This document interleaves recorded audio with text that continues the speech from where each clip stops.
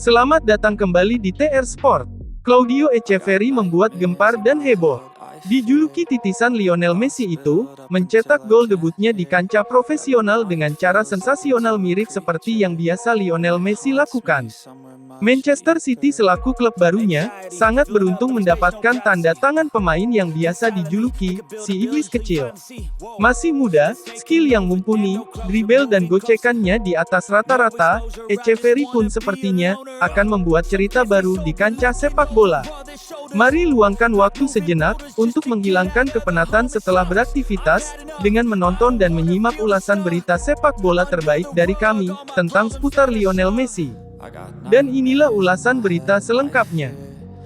Thoughts build up until I can't hear, that my mind fills up into a creature, and it haunts me somewhere much deeper.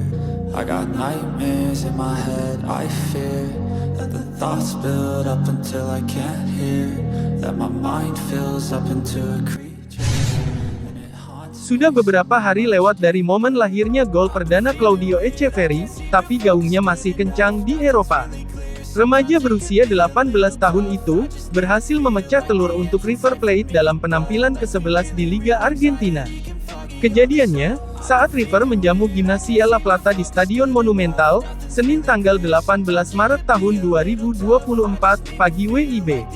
Echeverri, mencetak gol pembuka dalam kemenangan 3-1 Los Millonarios atas Gimnasia. Yang membuat gaungnya masih menggema hingga saat ini, prosesnya cantik dengan diwarnai giringan serta penyelesaian kaki kiri yang banyak disebut fotokopi dari Lionel Messi. Claudio Echeverri, mendapatkan bola dari umpan Enzo Diaz di luar kotak penalti.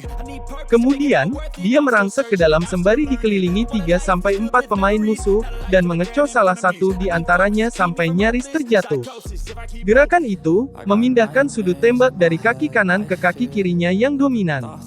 Manuver ini, diakhiri tembakan presisi sembari diadang satu lagi bek Gimnasia.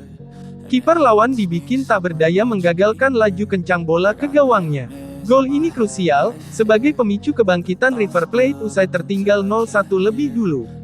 Dan inilah, proses terjadinya gol dari Echeverri, yang menghebohkan karena prosesnya seperti fotokopian dari Lionel Messi tersebut.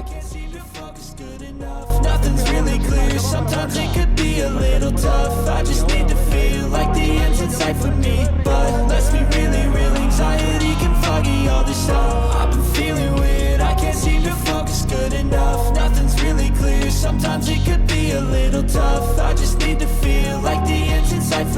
But let's be really real, anxiety can foggy all this stuff. Emosi membuncah dalam diri Echeverri hingga terwakilkan tangisan harunya usai mencetak gol pertama. Akhirnya, klub juara 38 kali Liga Argentina yang sedang memuncaki klasemen itu, menuntaskan laga dengan menang comeback 3-1. Cuplikan gol Echeverri, menjadi viral di medsos dan sampai di-repost oleh ex-striker timnas Argentina dan idola Man City, Sergio Aguero. Unggahan Aguero, ikut direspons akun X resmi Manchester City dengan cuitan, "Talenta mengakui talenta."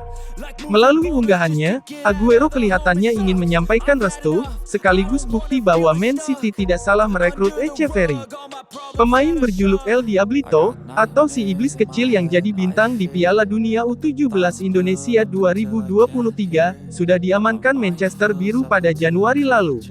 Man City harus mengeluarkan uang tebusan 14,5 juta euro, belum termasuk bonus guna memindahkan Echeverri ke Inggris. Adapun, kontrak kerja yang disetujui bakal mengikatnya di Etihad Stadium sampai Juni tahun 2028. Namun, River Plate masih bisa menggunakan jasanya sebagai pemain pinjaman dari Man City hingga Desember tahun 2024. Iwal kesuksesan menggaet remaja dengan bakat raksasa seperti Echeverri, tim juara bertahan Liga Inggris dipuji beruntung. Walaupun begitu, muncul kabar, Man City akan menyekolahkan sang titisan Messi lebih dulu ke Girona, demi memperkaya jam terbang sebelum hijrah ke klub yang lebih besar. Girona, yang musim ini mengejutkan di papan atas Liga Spanyol, merupakan klub sepupu mereka karena sama-sama dimiliki City Football Group. Echeverry pun memberikan komentar setelah laga, terutama masalah kebugaran, karena dalam 11 laga, si iblis kecil belum bisa tampil selama 90 menit. Saya tak tahu apa yang terjadi, tapi saya bekerja secara baik setiap hari. Saya berlatih double agar siap secara fisik, katanya. Mungkin itu karena saya masih muda. Aneh karena saya sudah 18 tahun dan tak memiliki masalah kram. Saya akan meningkatkan diri setiap hari agar bisa bermain 90 menit, imbu Echeverry, dilansir bolasport.com dari Tech Sports. That the thoughts build up until I can't hear, that my mind fills up into a creature, and it haunts me somewhere much Ha dit el Madrid i Florentino Pérez. Com és que això no s'explica? Perquè, clar, o sigui, el madridisme sociològic i de que el Madrid, tot això ho sabem. O sigui, Masih ingatkah kalian, ketika Messi memilih untuk berpisah dengan Barcelona? Derai air mata Leo Messi, berpisah dengan supporter Barcelona penuh dengan keharuan.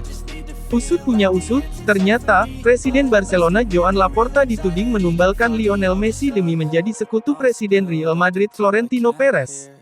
Ini semua diungkapkan oleh Victor Font, yang merupakan rival utama Joan Laporta pada pemilihan Presiden Barcelona di 2021.